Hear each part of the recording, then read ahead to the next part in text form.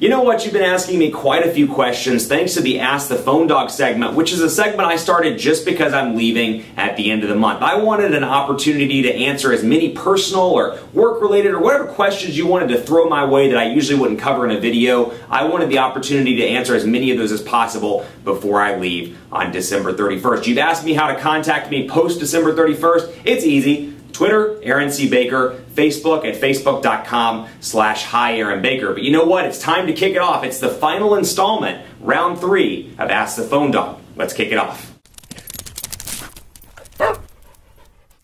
So it's episode 3 of Ask the Phone Dog, and here are the questions you've asked me, or at least the ones that I could get rounded up into a video. The first one is, how do you stay fit?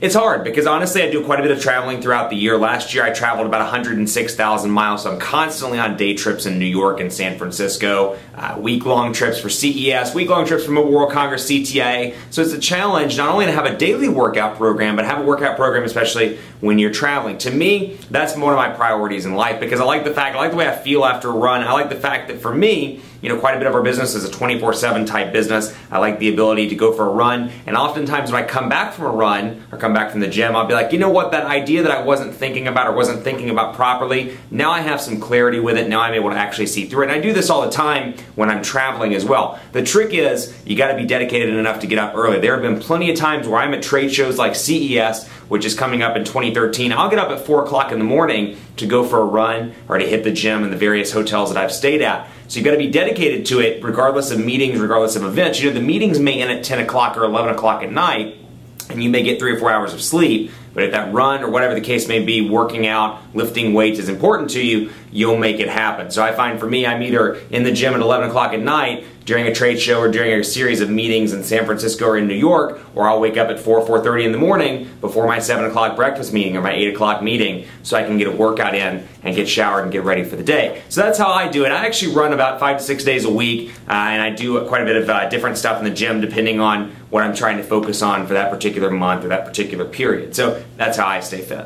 Do I have pets? This is a good one. I have one cat. Her name is MC. It's short for Mittens Christine. Her full name is Mittens Christine Baker. I actually thought it'd be kind of funny to give my cat a middle name, and where the Baker part comes from is I kenneled her a couple of years ago when I was leaving for a business trip. I didn't have any friends to watch the cat. They were all traveling as well. Not to say that I don't have any friends. I actually do have quite a few friends, but I was traveling for business and I kenneled her, and when I came back to pick her up on the cage, they had written Mittens Baker, and just ever since then it's cracked me up. So whenever I'm addressing her by her full name, I'll address her as Mittens Baker. But actually we call her MC now, not to be confused with MC Hammer, but MC short for Mittens Christine. Or as a joke, and this sounds kind of weird, I will call her my meat cat, where I like pull her little legs and I'll be like, it's my meat cat, it's my meat cat. It's a little weird, I know, but it's like everybody has that cat voice that they do with their cat. So you know what, even though I'm telling you this on camera in front of 214,000 YouTube subscribers, you know you got one too.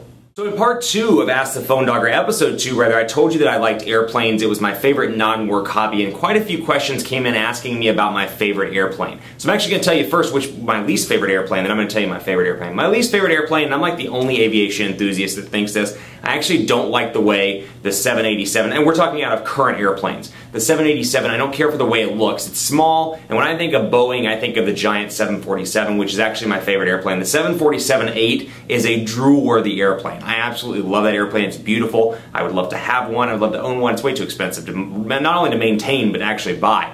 But 747-8 is my favorite aircraft. My least favorite, honestly, is the 787. I love the improvements they've done to the interior, but it looks like a dumpy plane to me. It's like it's not big enough. It's not a Boeing aircraft. When I think Boeing, I think like giant aircraft that's flying up in the skies, and I'm like, 787, I don't know, it's just not, doesn't cut it for me in terms of size. I also like the 757 quite a bit. I don't care for it for transatlantic flights, but I like the 57 for like a domestic type flight.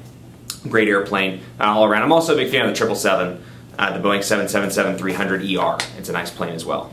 Kind of continuing along on the topic of planes, favorite place that I visited. Well, that's all, you know, it's tough because there have been quite a few places around the world that I've visited. I've been fortunate enough to visit as part of my job, and I may, you know, not have been able to see as much of it. I've been to Berlin, I've been to Barcelona, I've been to London several times. I'm in San Francisco and New York, it seems like every other week. I've been in San Diego, Orlando, New Orleans. I live in Dallas, used to live in Charlotte, been in Chicago, been, you know, around the world, Seattle, you name it. I've probably been there either for work at least once. One of my favorite places, and I can't really rank these because there's so many places I love. I love where I live. I love Dallas. Dallas is my home. Absolutely love it here. But in terms of just places that I visited, I loved Berlin last year when I was there for IFA. Really a cool city, and the infrastructure is nice, and it's conducive to a trade show or a major event.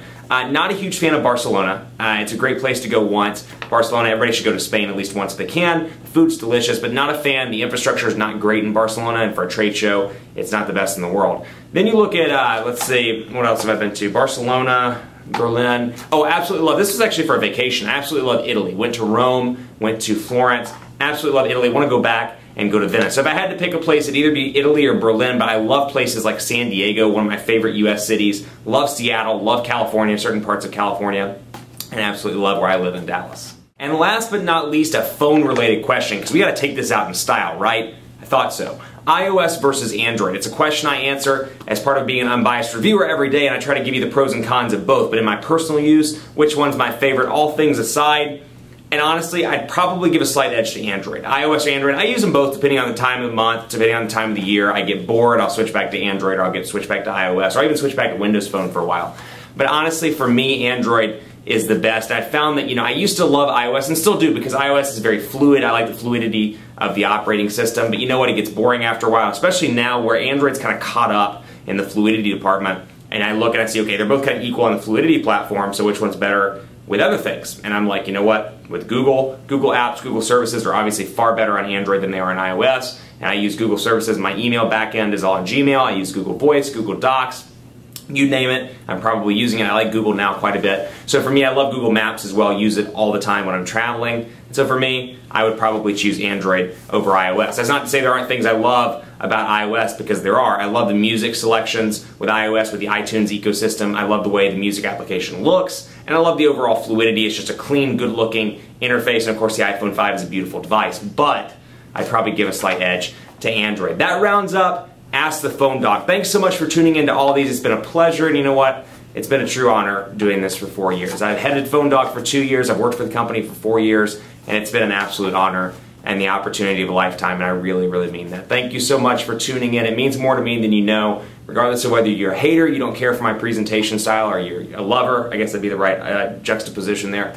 Or you're a lover and you love my presentation style. Thank you so much for tuning in. Thank you for your constructive feedback, your constructive criticism over the years. It truly means a lot to me. I do take it to heart, regardless of what I may say on Twitter or on Facebook. I do take it to heart, and it's nice. It helps me grow, and it helps me make a better video for you. It's been an honor. PhoneDog is awesome, and I can't wait to see what they have in store in 2013. If you want to follow me, it's Aaron C. Baker on Twitter, Facebook, facebook.com/HiAaronBaker, and I hope you'll stay tuned to PhoneDog as well. I know some of the plans they have for 2013. It's really exciting, and I can't wait to see what Taylor and David do with the site in 2013. But again, from the bottom of my heart, you make this possible. Thank you so much for all the great years at PhoneDog. It's the opportunity of a lifetime, and I can't wait to see how PhoneDog turns out in 2013. Thanks for watching. I'll see you next time.